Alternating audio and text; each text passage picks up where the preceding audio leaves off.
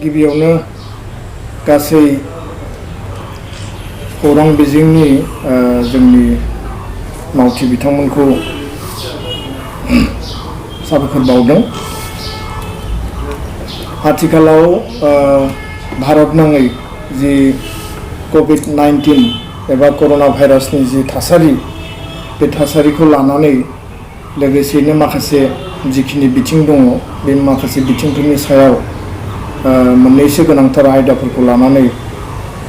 फोरमायनांगौ दङ, खावलायनांगौ दङ आरो मिथिनांगौ दङ होननानै बेयाव खौरांगिरिफोरखौ लिंनाय जादों। आरो बे बिथिङाव मेनलि कोविड-19 बा बे कर'ना भाइरासनि जि थासारि, बे थासारिखौ भारतआव आरो आसामाव जेरैबायदि सरकारा आरो हेल्थ डिपार्टमेन्टआ आरो डिस्ट्रिक्ट एडमिनिस्ट्रेसन बा स्टेटनि जिफोर प्रशासन दङ, बिथांमोना जेरैबायदि मोनसे टीम हिसाबै जुजिबाय थादों, बे जुजिनायनि बेलायाव रायजो राजाफोरनिफ्राय आरो लोगोसेनो बर' फिसाफोराबो, बर' आइ आफा रायजो राजाया मावनो गोनां, फालिनो गोनां माखासे गोबां बिथिं दङ होननानै आं सानो। दा बेखायनो दुलाराय बर' फरायसा आफादा कोविड-19 बा कर'ना भाइरासनि जागायजेननायनि समनिफ्रायनो कम्पालसरि मास्क गाननाय, सेनिटाइज खालामनाय बा आखाइ सुनाय, ससियेल डिस्टेन्सिं लाखिनाय, सासेया सासेनि जानथायाव थानाय, बे बाथ्राफोरखौ जोङो एलार्ट खालामबोदों। आरो नैबे नैथि खेबनि सेकेन्ड वेभ जि कर'ना भाइरास बा कोविड-19, बे जोबोद गिख्रंथाव। आरो बे गिख्रंथाव जि महामारि, बे महामारिया थांनाय गिबि खेबनि जि कोविड-19मोन, बेनि थैनायनि अनजिमाया खममोन, नाथाय नैथि खेबनि आथिखालाव सोलिबाय थानाय कोविड-19नि जि थैनायनि अनजिमा, बे जोबोद बांदों बा सानफ्रोमबो थैनायनि अनजिमाया बारायगासिनो दङ। दा बेखायनो बे पेन्डेमिक सिटुएसनखौ जोङो गैया खालामनो थाखाय बा पेन्डेमिक सिटुएसनखौ ओभारकाम खालामनो थाखाय जोङो बयबो सांग्रां जानानै हाबाफारि लानांगोन। आथिखालाव भेक्सिनेसन सोलिगासिनो दङ आसामाव भारतनाङै, आरो 18 बोसोरनि गोजौनि जेसेबां जोंनि सुबुंफोर दङ, साफ्रोमबो कम्पालसरि भेक्सिन लायोब्ला जोंनि इमिउनिटि सिस्टेमखौ जोङो जुदि गोख्रों खालामना लानो हायोब्ला जोङो कोविड-19 बा कर'नानिफ्राय जोङो गावखौनो रैखा खालामनो हागोन। बा जोङो कोविडजों जुजिनायाव जोंनि देहाया बा जोंनि इमिउनिटिया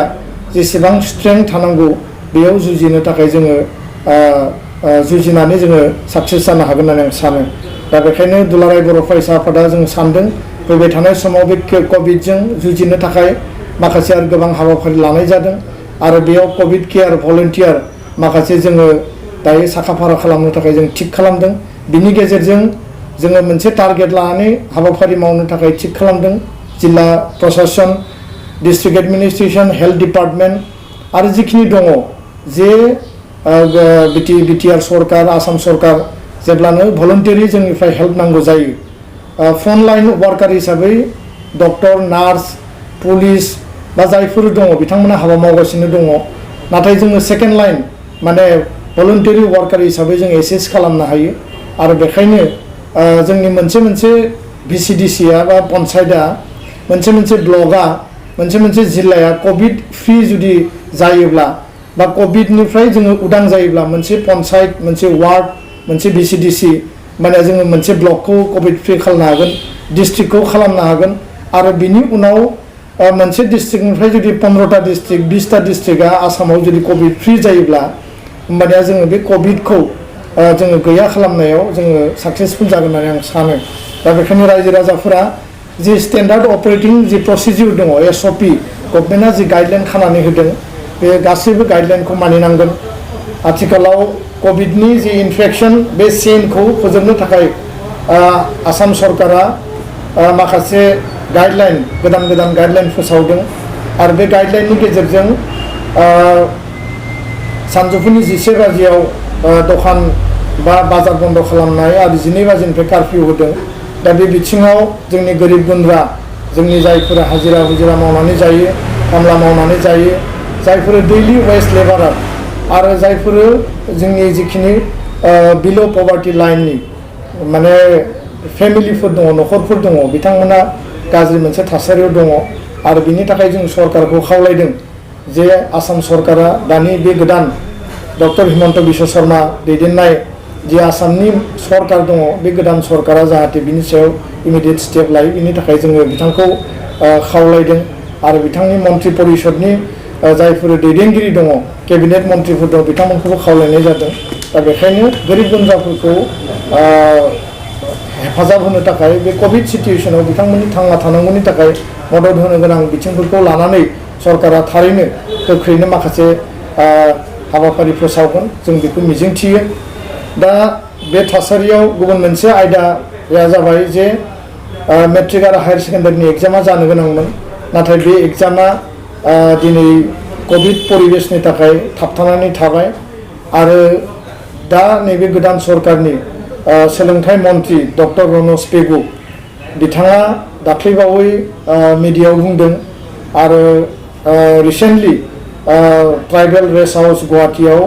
दुलाराय बर' फरायसा आफादा बिथांखौ लोगो मोन्दोंमोन आरो बिथांजों फेस टु फेस जेब्ला सावरायो बिथाङा मोनथाम बाथ्रा बुंदों जे गासैबो फरायसाफोरा गावबा गावनि फरायनायखौ कन्टिनिउआस माने लाखिनांगौ 12 निफ्राय 15 दिननि गेजेराव 12 to 15 days बिफोर माने एग्जामनि सिगां बिथांमोना घोषणा होगोन आरो सेबा आरो काउन्सिला जिकुनु मुहूर्तआव एग्जाम पातिनो थाखाय कुइसन पेपारनिफ्राय लानानै एग्जाम कन्डाक्ट खालामनायनि जेसेबां प्रिपारेसन दङ गासैबो बिथांमोना रेडि आरो बे बेलायाव 15 to 12 daysनि सिगां जेब्ला फोसावगोन बेयाव रुटिन फैगोन आरो बे बाथ्राखौबो बिथांमोना प्रप'जेलाव दङ होननानै बुंदों जे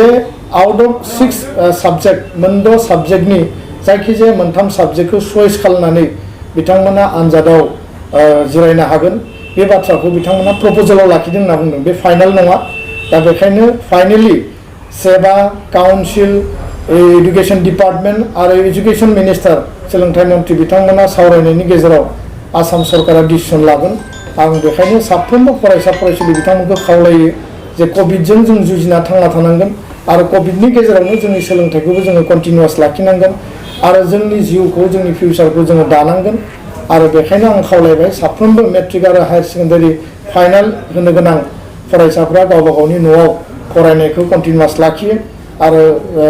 फोरोंगिरिफोरजों टेलिफनिक बा अनलाइन जाहाथे बिथांमोना कन्टेक्टआव थायो बा डिसकासनाव थायो कनसालटेसन खालामो आं बिनि थाखाय आपिल खालामबाय साफ्रोमबो बर' फरायसा फरायसुलि बिथांमोना आरो गार्जेनफोरखौबो आं खावलायदों जे गावबा गावनि गथ' गथायखौ बे थासारियाव फरायनो मटिभेसन होनांगोन थुलुंगा होनांगोन आरो बिथांमोननो सम आरो सुजुग दिहुननानै होनांगोन बिनि अनगायैबो दिनै स्कुल कलेज इउनिभार्सिटि गासैबो बन्द जानानै दङ आरो इउनिभार्सिटि लेभेल आन्डार ग्रेजुवेट लेभेलनि एग्जामाबो बन्द जानानै थाबाय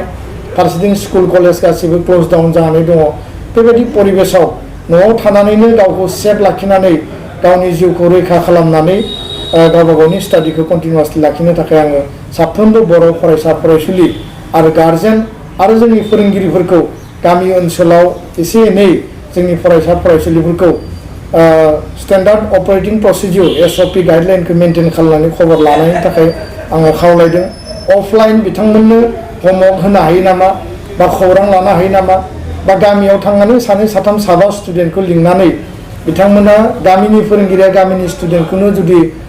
फोरोंनो हायोब्ला बा होमवर्क होनो हायोब्ला बा बिथांमोनखौ जुदि गाइड खालायोब्ला निश्चय बिथांमोननि फरायनायाव जेबो आद्रा जानाय नङा बा बिथांमोना डिमरलाइज जानाय नङा फ्रास्ट्रेसनाव भुगिनाय नङा आं बिनि थाखायनो फोरोंगिरि गार्जेन आरो स्टुडेन्ट साफ्रोमखौबो आङो बे बिथिङाव नै आथिखालनि जि कभिडनि परिबेसाव जोंनि सोलोंथाइनि जि थासारि बे थासारिखौ आङो साफ्रोमनिसिमबो खावलायबाय दुलाराय बर' फरायसा आफादा गोख्रैनो दायो सामार भेकेसन डिक्लेयार खालामदों आरो बे समावब्लाबो जोङो साननैसोनि उनाव क्लास 9 आरो 10 स्पेसियेलि जोङो अनलाइन क्लासखौ जेसेबांसिम साक्सेसफुल जायो इफेक्टिभ जायो 100% नङाब्लाबो जिखिनि हायो अनलाइन जों खालामगोन आरो अफलाइन मोडनि थाखाय आदार मोनसे जोङो सिस्टेम बा जोङो बेबस्था जों खालामगोन गुबुन फारसे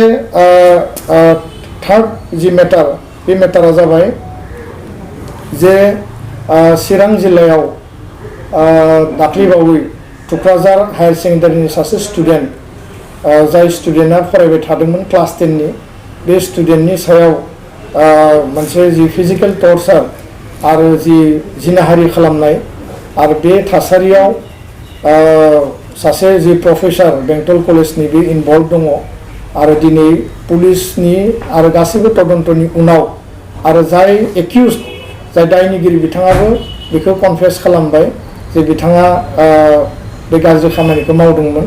आरो दिनै बिथांखौ एरेस्ट खालामनाय जाबाय जेलाव हरनाय जाबाय दुलाराय बर' फरायसा आफाद आरो चिरां जिल्ला एबसु बिथांमोना दिनै बिनि सायाव हाबा मावगासिनो दङ दुलाराय बर' फरायसा आफादा दिनै बिनि सायाव स्ट्रंलि जोङो कन्डेम खालामो बे घटनाखौ लानानै आरो जाय दायनिगिरि बे दायनिगिरिखौ जाहाथे स्ट्रिंजेन्ट एक्शन माने बिनि सायाव गोख्रों राहा लायो आरो फास्ट ट्रेक जि जाजमेन्ट आरो कर्टआव लांनानै बिथांनि बे केसखौ आरो बे भिक्टिमा जि परियालाव दिनै थैनो गोनां जाबाय जाय जोंनि फरायसुलिया गावनि ब्राइट फिउचारखौ नागारनानै बे इन्सिडेन्टनि थाखाय सुइसाइड खालामनानै लानो गोनां जाबाय बे न'खरनिसिम आङो दाहा बावदों आरो लोगोसे बेबायदि थासारिया जाहाथे उनाव जाया बे घटनाखौ लानानै जिखिनि थासारि सृष्टि जाबाय बिनि सायाव दायनिगिरिनि सायाव गोख्रों एक्सना जागोन आरो दुलाराय बर' फरायसा आफादा बिनि सायाव फल' आप खालामगोन आङो खावलायगोन साफ्रोमबो गार्जेन साफ्रोमबो बिमा बिफा आरो जोंनि माने जायफोर गोरों व्यक्ति बिथांमोना बेफोरबायदि थासारिया जाहाथे जाया आरो बे थासारिफोरखौ जोङो एरायनानै सोलिनो हानाय बा गैया खालामनो हानाय जोङो हाबाफारिखौ मावनांगोन दा बेखायनो जोंनि साफ्रोमबो फरायसुला फरायसुलि बिथांमोना कनसियास जानांगोन सिनसियार जानांगोन जायखिजाया थासारिखौ नों फेस खालायोब्ला नोंनि सेनियरनो नोंनि बिमा बिफानो नोंनि गार्जेननो जोङो थारैनो खिन्थानानै ला जिउ फोजोबनाया जोंनि मोजां बे लामा नङा जायखिजाया थासारिनिनो अल्टारनेटिभ बेबस्था थायो मोजां लामा थायो आरो बेखौ जोङो थिग खालामनानैबो थांनो हायो दायनिगिरिया जिखि थासारियावनो दाय खालाया मानो बे साजा मोनगोन आयेन बादियै साजा मोनगोन नाथाय गावबा गावनि जिउखौ जाहाथे इयुनाव बेबायदि थासारि फैयोब्ला जोङो फोजोबना लानो गोनां जाया बेखायनो आङो गुरैयै दुलाराय बर' फरायसा आफादनिफ्राय साफ्रोमबो जोंनि फरायसा फरायसुलि बर' हारिनि साफ्रोमबो सुबुंखौ आङो आपिल खालामगोन खावलायगोन गुरै जे बेबायदि थासारिखौ जोङो जाहाथे खोमानानै लानो गोनां जाया जोङो सासे ब्राइट स्टुडेन्ट बा सासे जोंनि बिनानावखौ जोङो दिनै खोमाना लानो गोनां जाबाय आरो बेखौ जोङो सिगाङावनो मिथियोमोनब्ला थारैनो जोङो बिनि जिउखौ रैखा खालामनो हागौमोन ब्रैथि मेटाराव आङो बुंनो नागिरदों जे सरकार गोदान जानायनि उनाव दिनै बिटिआर सरकार आसाम सरकार दुलाराय बर' फरायसा आफाद आरो एकर्ड इमप्लिमेन्टेसननि जि जोंहा टीम दङ जायफोर सिगनेटरि दङ जोङो ज' लोगो नांनानै बिटिआर सुक्तिनि आद्रा थानाय गासैबो दफाफोरखौ फारि फारि मावफुंनो थाखाय जोङो हाबाफारि लागासिनो दङ दिनै गोबां फोरोंगिरिफोरा टेलिफनिक खबर लाहरदों दुलाराय बर' फरायसा आफादनि मावथि दैदेनगिरि मिरुनि जिल्लानि दखरानि जे स्कुल प्रभिन्सियेलाइजेसना माब्ला जागोन बे मेटारखौ लानानै बयबो कुइसन खालामदों आं बे बेलायाव जोंनि जायफोर भेन्सार स्कुलनि फोरोंगिरि प्रिन्सिपाल बा हेडमास्टार बिथांमोननो स्पष्टयै आं बुंनो नागिरो जे दफायाव 6.3 जि स्कुल प्रभिन्सियेलाइजेसननि जि दफा दङ बिटिआरआव थानाय गासैबो बर' मिडियाम आरो गुबुन मिडियाम बिटिआरनि बायजोआव थानाय गासैबो बर' मिडियाम बे स्कुलखौ 100% प्रभिन्सियेलाइज खालामनो थाखाय आरसिजेनि दैदेननायाव मोनसे कमिटि दादों आरो बेयाव director of Bodo' medium and tribal language आसामनि जि डिरेक्टर बिटिआरनि जि डाइरेक्टर अफ इडुकेसन बे मोनसे कमिटि दङ आरो बे कमिटिया हाबा मावगासिनो थांनाय समनि सरकाराव दानि आसामनि चिफ मिनिस्टार माने हिमन्त बिश्व शर्मा बिथांनि सोलोंथाइ मन्थ्रि थानायावनो नैबे कमिटिया दुलाराय बर' फरायसा आफादजों रायज्लायनानै फाइनाल जि प्रभिन्सियेलाइजेसन प्रसेसनि जि प्रसिडिउर बा माइनुट्स मोनसे गाइडलाइन दिहुननानै हाबा मावनायनि थाखाय मोनसे ड्राफ्ट खालामबाय आरो बे माइनुट्सआ अलमस्ट माने फाइनाल स्टेजाव दङ दा गोदानै नैबे सरकाराव जोङो नैबे कभिड परिबेसा जोबनायनि उनाव सोलोंथाइ मन्थ्रिखौ जों बुंदों जे जोंनि डाइरेक्टरेटखौ जों स्ट्रं खालामनांगोन बेखौ जोङो आपग्रेड खालामनांगोन आरो फारसेथिं स्कुल प्रभिन्सियेलाइजेसनखौ जोङो माने मावफुंनांगोन दा बेखायनो स्कुल प्रभिन्सियेलाइजेसननि बेलायाव कभिड परिबेसा जोबनायनि लोगो लोगो कमिटिया जिरायगोन सोलोंथाइ मन्थ्रिया जोंजों जिरायगोन आरो बिनि लोगो लोगोनो जोङो स्कुल प्रभिन्सियेलाइजेसननि जे खामानि दङ बे गासैबो खामानिफोरखौ फारि फारि मावनाय जागोन फोरोंगिरिफ्रा एसे धैर्य हमथ' फोरोंगिरिफ्रा एसे गोसोखौ हमथानानै साननैसो थाथ' आरो जेब्लानो जों गोनां जायो नोंथांमोननि डाटा नोंथांमोननि डकुमेन्टस जिहेतु डिरेक्टर अफिसाव होनाय दंखायो जोङो बेबायदिनो बे हाबाफारिफोरखौ एकर्डनि दफा स्पिरिटखौ जोङो मावफुंनायनि बेलायाव जोङो गोसो गोरबोजों जों हाबा मावगोन जाहाथे मोनफ्रोमबो स्कुलखौ जोङो लांनो हायो बा मोनफ्रोमबो स्कुला प्रभिन्सियेलाइजेसननि आवथायाव जाहाथे फैनो हायो। गुबुन फारसेथिङै एकर्ड इमप्लिमेन्टेसनखौ लानानै दुलाराय बर' फरायसा आफादा थांनाय सानथामनि सिगां मानासनि बासबारि फरेस्ट आइडियाव जों जिरायदों आरो बे जिरायनायाव बिटिआरनि मानगोनां चिफ डेपुटि चिफ आसामनि गोदानै थिसनजानाय मानगोनां मन्त्रि बर'नि गेजेराव आरो लोगोसेनो 6 गोदानै माने देरहासारनाय जि एमएलए फारसेथिं नोङो एकर्ड सिगनेटरि माने एनडिएफबिनि मोनब्रैबो हान्जानि एकर्ड सिगनेटरि आरो बे हान्जानि दैदेनगिरि बिथांमोना बाहागो लादों आरो बे बाहागो लानायनि गेजेरजों एकर्डआव थानाय जोंहा बाउन्डारि एक्सटेनसननि हाबा मावनो गोनां दङ। बाउन्डारि कमिसना बेखौ मावगासिनो दङ। अलरेडि बिनि गामि लिस्टिं खालामनाय पपुलेसन डाटा दिहुननाय बे जानानै थांबाय। दा जोङो उइदिन 6 मान्थ बे हाबाफारिफोरखौ कभिडनि थासारिया जुदि जोंखौ जेंनायाव खोख्लैयाब्ला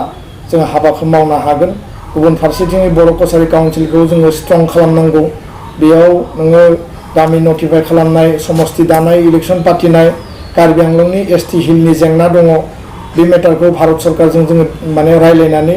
बिनि थाखाय जोङो हाबा मावनांगोन आरो बिनि थाखाय भारत सरकारखौ जोङो थांनाय बिसायख'थिनि सिगांनो बिथांमोनखौ खेबनै खेबथाम सावरायनाय जादों। आरो गुबुन फारसेजों एनडिएफबिनि जेसेबां जेंना दङ, केस उइथड्र खालामनाय, जोंहा जेलाव थानाय दैदेनगिरि मेम्बार्सफोरखौ दिहुननाय आरो रिहेबिलिटेसन जि पेकेज, बे पेकेजखौ दिनै खावसेयाल' मोनदों, गोबाङानो मोनाखै। भेरिफिकेसन सोलिगासिनो दङ। फारसेथिंजाय नोङो मार्टियार फेमिलिनो एक्सग्रेसिया होनांगौ आरो जोङो गेजेर गेजेर सम सम खोनानो मोन्दों एनडिएफबिनि बारग' दैदेनगिरि बा जोंनि मेम्बार्सफोरखौ प्रशासननिफ्राय पुलिस बिफाननिफ्राय बिथांमोनखौ डिस्टार्ब खालामदों, माब्लाबा बिथांमोनखौ लेंहरदों, माब्लाबा बिथांमोनखौ माने गाज्रि बेबहार खालामदों। बेबायदि जोङो माखासे रिपर्ट जों मोनबाय थादों। बे बिथिङाव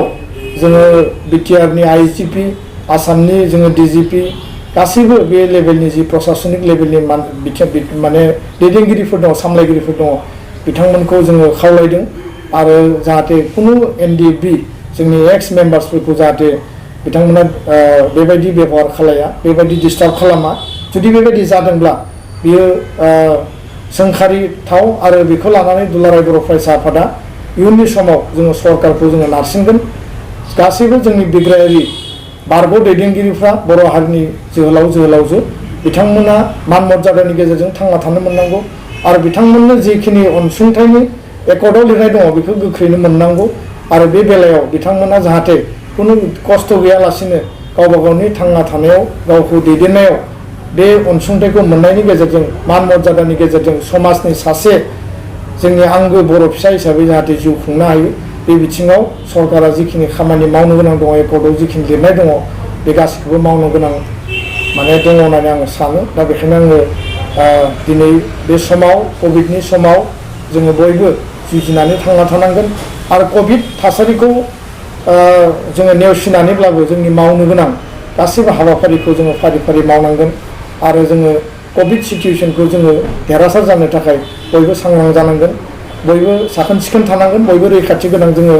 गावखौनो जोङो लाखिनो थाखाय जोथोन लानांगोन। गोजोन्थों।